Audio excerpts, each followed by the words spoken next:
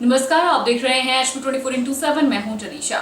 एक देश एक चुनाव को लेकर हिमाचल कांग्रेस भी विरोध पर उतर आई है। पंचायती राज मंत्री अनिरुद्ध ने इसे भाजपा की बौखलाहट करार दिया है। उन्होंने कहा कि देश में एक चुनाव करवाना संभव नहीं है। पूरे देश में एक साथ चुनाव करवाने के लिए सुरक्षा व्यवस्था करना मुश्किल है। राज्यों में मिल रही हार को देखते हुए केंद्र सरकार बौखला गई है और लोगों को गुमराह करने का प्रयास किया जा रहा है। केंद्र सरकार जो है मोदी सरकार जो है वो बात कर रही है इसमें। मैं समझता हूँ ये अभी मुमकिन नहीं है। देश के ऊपर, देश के लोगों के ऊपर आर्थिक संकट और डालने की जो है कोशिश करी जा रही है। कई स्टेट्स में कई स्टेट में तो एक साल में ही 6 इलेक्शन हो सकता है। एक साल अभी वही दोबारा से हो सकता है। उसका खर्चा जो है वो अरबों खरबों में जाता है। मैं समझता हूँ ये जैसा व्यवस्था जो है अभी चली है वही ठीक है। वन नेशन वन इलेक्शन में जो फाइनेंशियल बर्डन जो है देश के ऊपर अरबों खरबों का आने वाला है। लोगों का ध्यान भटकाने वाली बात है, क्योंकि इनको लगता है अगर एमपीज़ के इलेक्शन जो है, मेंबर ऑफ पार्लियामेंट के इलेक्शन जो है हम लोग और देश के इलेक्शन सभी इकट्ठे करेंगे तो जो एमपी को वोट डालेगा वही स्टेट्स में वोट डालेगा। जैसे कि पंचायती राज सिस्टम में 3 टायर सिस्टम है, जिला परिषद, प्रधान ये सोचते हैं, या बीडीसी मेंबर, तो ये सोचते हैं कि वैसे ही उसी पैटर्न में हम लोग काम करें और देश पे जो है तानाशाही जो है रवैया अपना के जो है लोगों को जो है ऐसे बिल पारित होता है तो निश्चित तौर से 6 महीने के अंदर दोबारा इलेक्शन होंगे। ये तो दिखती बात है। तो वही बोल रहा हूँ ना कि पहले ही प्रदेश जो है वो इतना आर्थिक बोझ के नीचे है और दोबारा इलेक्शन होंगे तो पैसा कौन सा किसी की जेब से तो जाने वाला है नहीं। लोगों के टैक्स के पैसे हैं, वो जो लोग अपना इनकम टैक्स जमा कराते हैं, जीएसटी देते हैं, उसका उनका वैसा पब्लिक मनी है, वेस्टेज ऑफ पब्लिक मनी है। देखिए अभी इनको डर सताने लगा है। आपदा में प्रभावित लोगों के पुनर्वास के लिए प्रदेश सरकार पूरी तरह से गंभीर है और इस प्रयोजन का खाका आगामी 1 महीने के भीतर तैयार कर लिया जाएगा। यह बात स्वास्थ्य मंत्री धनीराम शांडिल ने हमीरपुर में परिधि गृह में पत्रकारों से कही। स्वास्थ्य मंत्री डॉक्टर धनीराम शांडिल ने हमीरपुर गांव केहडरू और चौकी कनकरी में बीते दिनों भारी बारिश और भूस्खलन से हुए नुकसान का जायजा लिया। उन्होंने भूस्खलन से प्रभावित हुए लोगों से बातचीत की और उन्हें प्रदेश सरकार की ओर से हर संभव मदद का भरोसा भी दिलाया। मंत्री ने कहा कि जब भी प्रकृति से छेड़छाड़ होगी, परिणाम भी इसी तरह से भुगतने पड़ेंगे। हमीरपुर सहित प्रदेश के अन्य जिलों में भी भारी बारिश के चलते सरकारी संपदा के अलावा निजी संपत्ति को करोड़ों का नुकसान हुआ है, जिसकी भरपाई में काफी समय लग जाएगा। उन्होंने कहा कि केंद्र सरकार को आपदा के इस समय में प्रदेश सरकार की मदद करने के लिए आगे आना चाहिए। उन्होंने कहा कि प्रदेश में स्थिति गंभीर है, लेकिन हम शीघ्र ही इससे पार पा लेंगे। उन्होंने कहा कि केंद्रीय मंत्री अनुराग ठाकुर सहित भाजपा के राष्ट्रीय अध्यक्ष ने भी आपदा प्रभावित क्षेत्र का दौरा कर आश्वासन तो बहुत दिए, लेकिन सरकार से आर्थिक मदद भिजवाने में अभी तक नाकाम साबित हुए हैं। तो आप देख रहे हैं कि हमारे ऊपर किस प्रकार की आपदा आई है। कई बहुत से लोगों को तो अगर शाम का खाना तो सुबह का आटा है कि नहीं, जमीनें चली गई, पशुधन चला गया, अपने सब कुछ चल गया, जाने भी चली गई। तो एक दो कोई बूढ़े बच गए। ऐसा तो एक दिन हमारे घर के नज़दीक मेरी 50 में से हुआ, ऐसे शिमला में हुआ, जहाँ आपने देखा शिव बावड़ी 20 हमारे शव निकाले गए। तो बहुत सी आपदाएँ और बहुत सी मुसीबतें हैं। मैं भी यहाँ जो आया हूँ ये आपदा को ही देखने आया हूँ कि हम सर्वे कर रहे हैं, अंदाज़ा लगा रहे हैं, जायज़ा ले रहे हैं किस प्रकार से सरकार उन लोगों को जो बहुत ज़्यादा जो प्रभावित है उनको कैसे हम थोड़ी राहत की सांस दे सकते हैं। और यही प्रयास माननीय सुखू सरकार का है। वो खुद भी अपनी किसी भी तरह की परवाह न करते वो हमेशा फ्रंट लाइन पर रहे हैं। आपने देखा उन्होंने जब अपनी कुर्सी भी संभाली, सबसे पहले उन्होंने कहा मैं जनाब सबसे पहले बालिका आश्रम जाऊँगा टूटीकंडी, और लोगों बच्चों को जो अच्छे मैं समझता हूँ जो उन्होंने बात कही कि यहाँ पे हर बच्चों के लिए 4000 एवरी मंथ देने पड़ेंगे। उसके बाद उनको छुट्टी भी बाहर ले जाना पड़ेगा, उससे प्रोविजन किए। तो as a social justice minister मैंने ही बिल अपने पिछले सत्र में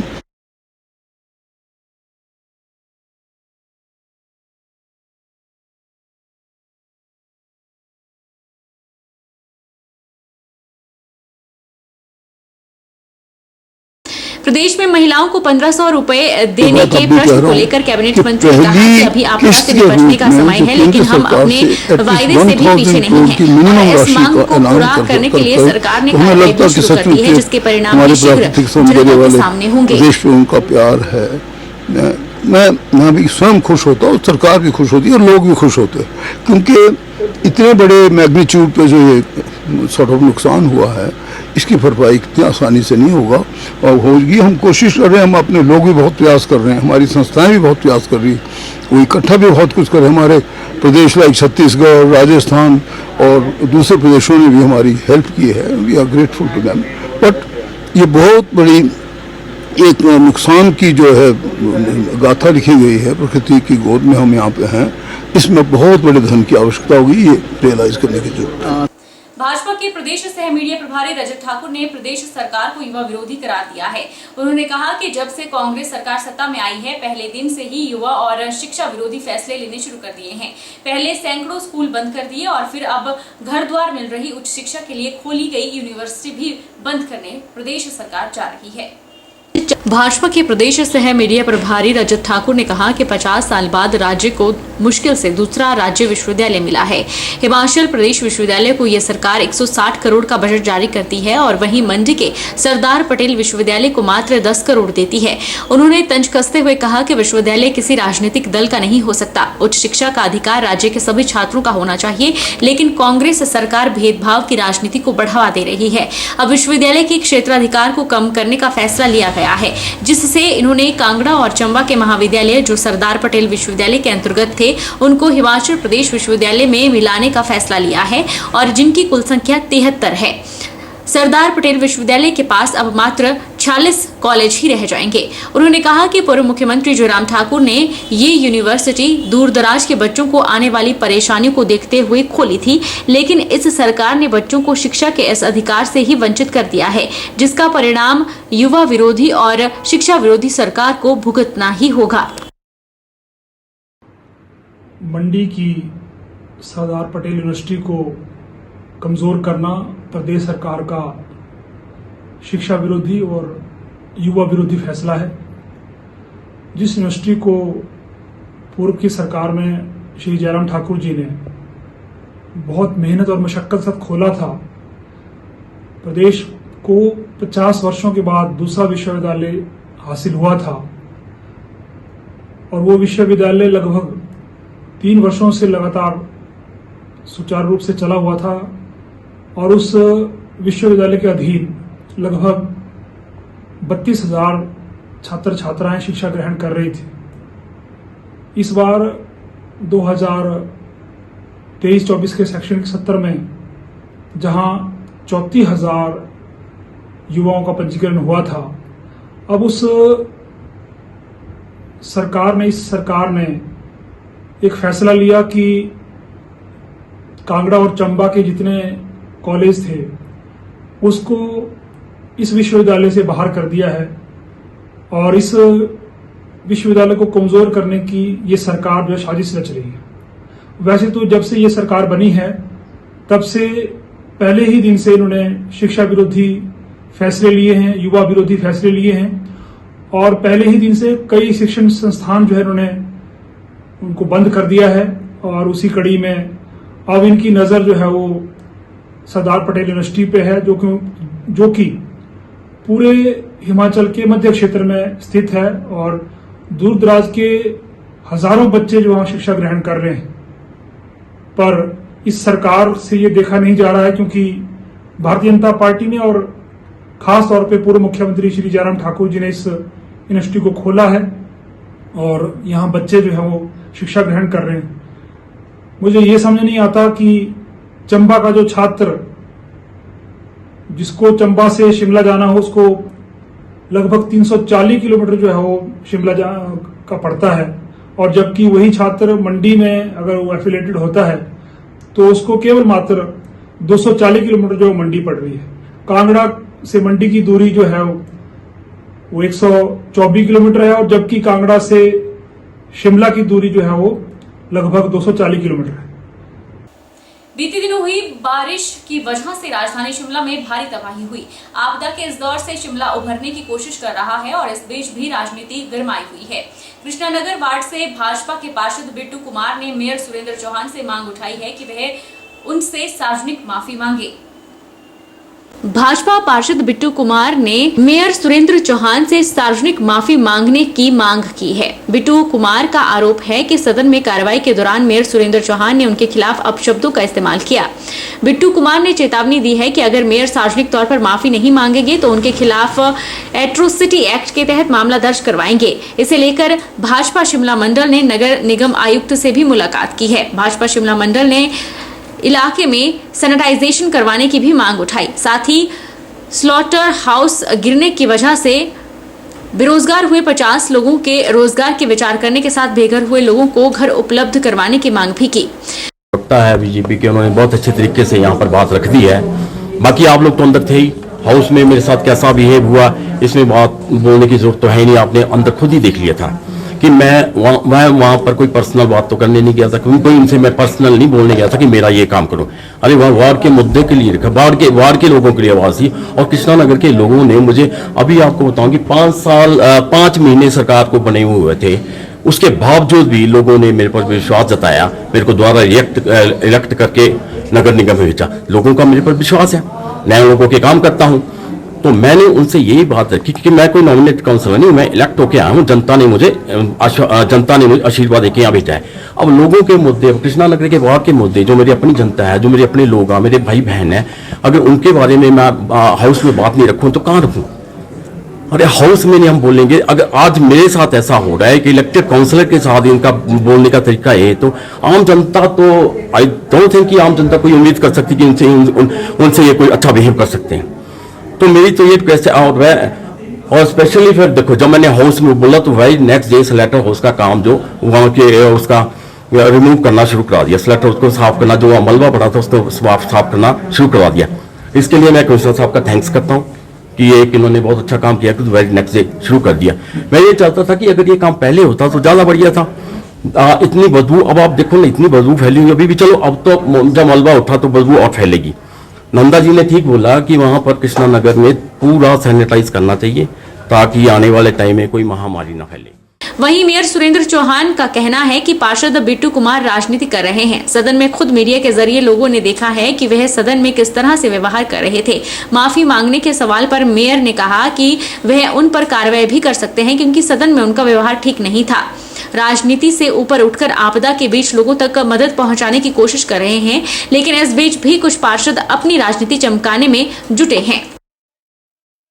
मैं समझता हूँ राजनीतिक लाभ लेने के लिए, राजनीतिक इश्यू उठाने के लिए कुछ इस तरह के बयान देना एक चुने नुमाइंदे को शोभा नहीं देता। और मैं समझता हूँ सारे मीडिया अंदर, सब कुछ अंदर था, उसमें कोई किस तरह की बात हुई, क्या किया।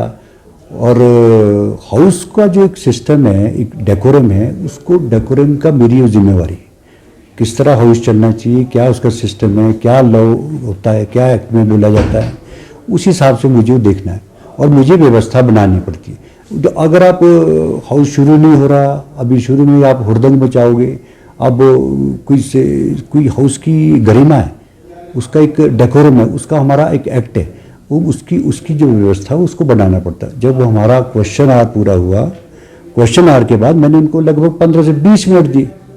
वो सभी लोग, आप वीडियो के कर्मी भी अंदर थे, कौन लोग नहीं थे वहाँ, उन्होंने अपनी बात भी रखी कि मुझे ऐसा ऐसा इशू है, तो उसमें बोला।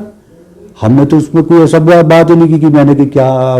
लेकिन ये जरूर है कि मैं अगर वो हुल्लड़बाजी करके या बगैर में उसके उठाएंगे तो हाउस पूरा डेकोरम से चलेगा, एक्ट के हिसाब से चलेगा। जब क्वेश्चन आवर पूरा हुआ, मिनट्स कंफर्म हुए, उसके बाद मैंने खुद पर्सनली बोला कि आप बोलिए और अपनी बात रखिए। उन्होंने कम से कम 15 मिनट बोला, 15 मिनट तक अपनी बात भी रखी और उसको हमने ध्यानपूर्वक सुना भी। जो उनके इश्यूज थे हमने उसको एड्रेस भी किया, कमिश्नर ने एड्रेस किया, पूरे हाउस ने एड्रेस किया और सेटिस्फाई होकर बैठे भी। फिर ये इस तरह की चुने हुए नुमाइंदों को इस तरह की बातें करना शोभा नहीं देता। और एक आप चुने हुए नुमाइंदे, उसको एक रिस्पॉन्सिबिलिटी, आप पार्ट एंड पार्सल है उस हाउस के, उस जहाँ पर आप बैठते हो, मैं भी उसका पार्ट एंड पार्सल, आप भी पार्ट। ये इस तरह की बातें करना और बोलना ये शोभा नहीं देता। मेरा ये सभी से, और हमारा एक सिस्टम है। उसके बाद मुझे तो किसी ने इस तरह के, इसके बाद बड़ी स्मूथली हाउस भी चला, उन्होंने अपनी बात भी रखी। राजनीतिक मेरे विचार मतभेद हो सकते हैं, लेकिन हाउस में ईगो को बाहर रखो, ईगो बाहर छोड़ के आओ, उसके बाद आप अंदर हाउस में आना चाहिए, जो कि हमकी सबकी जिम्मेवारी। आपदा के इस माहौल में हमको कलेक्टिवली वर्क करना पड़ेगा और इस तरह की बातें ना करके एक समझदारी इसी में होती है कि आप चुने नुमाइंदे होते हुए भी आप अगर ऐसे एड्रेस करोगे तो वो आपको शुभा नहीं देता। अब बीजेपी कह रही है विधानसभा सत्र 18 से 25 सितंबर तक चलेगा। इस दौरान सभी सदस्यों की मौजूदगी में प्रदेश में हुए नुकसान के बारे चर्चा की जाएगी। ये जानकारी विधानसभा अध्यक्ष कुलदीप पठानिया ने दी है। इस दौरान उन्होंने स्थानीय लोगों से भी मुलाकात की। चंबा जिले में हुई बारिश के बाद नुकसान का जायजा लेने पहुंचे विधानसभा अध्यक्ष कुलदीप सिंह पठानिया ने चंबा के परिधि गृह में स्थानीय लोगों के साथ मुलाकात की। उन्होंने अपने 3 दिवसीय दौरे के दौरान भिन्न भिन्न क्षेत्रों में जाकर नुकसान का जायजा भी लिया और अधिकारियों के साथ बैठक भी की। कुलदीप पठानिया ने कहा कि अगर चंबा जिले की बात करें तो चंबा के करीब हर विधानसभा क्षेत्र में बाढ़ और बादल फटने जैसी घटनाएं हुई हैं और उससे सरकारी और गैर सरकारी संपत्ति का करीब 300 करोड़ का नुकसान हुआ है। उन्होंने कहा कि त्रासदी में जिस किसी परिवार को भारी नुकसान हुआ है उनको सरकार ने 1,30,000 रुपयों की सीधी आर्थिक सहायता प्रदान की है। उन्होंने ये भी कहा कि आने वाला विधानसभा सत्र 18 से 25 सितंबर तक चलेगा, जिसमें सभी सदस्यों की मौजूदगी में प्रदेश में हुए नुकसान पर चर्चा की जाएगी।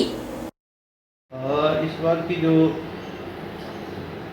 बरसात है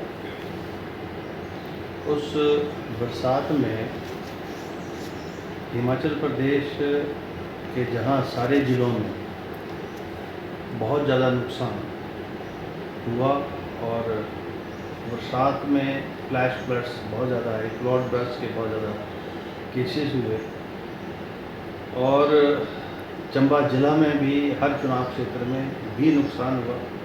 और जहां तक भटियात चुनाव क्षेत्र का ताल्लुक है, भटियात चुनाव क्षेत्र में ये जो अगस्त के जो फ्लैश फ्लड्स हैं उससे हमारी जो सड़कें थी उनको भारी नुकसान हुआ। 2-3 दिन तक ट्रैफिक बहाल नहीं हो पाई और सरकारी और प्राइवेट जो भूमि है, संपत्ति है, उसको कुल मिला के 300 करोड़ से ज़्यादा का नुकसान इस चुनाव क्षेत्र में ही हुआ। और चंबा में तो मेरा जो है 1300-1400 करोड़ से ज़्यादा नुकसान हुआ है। और इस बरसात की इस आपदा में वर्तमान सरकार ने, माननीय मुख्यमंत्री ने एक जो है ऐतिहासिक तौर पर काम किया है और सरकार बाढ़ पीड़ितों के साथ खड़ी रही है। मुख्यमंत्री स्वयं जो है बहुत सारे क्षेत्रों में उन्होंने दौरा किया है, चाहे वो चंबा हो, चाहे कुल्लू हो, चाहे मनाली हो या शिमला हो, सिरमौर हो, सोलन हो। तो सरकार ने बड़ी सजगता के साथ जो है फ्लैश फ्लड्स में आगे आकर हमारे जो हिमाचल के निवासी हैं उन सब की यथासंभव जो है इमदाद करने की पूरी कोशिश। छोटे से ब्रेक के लिए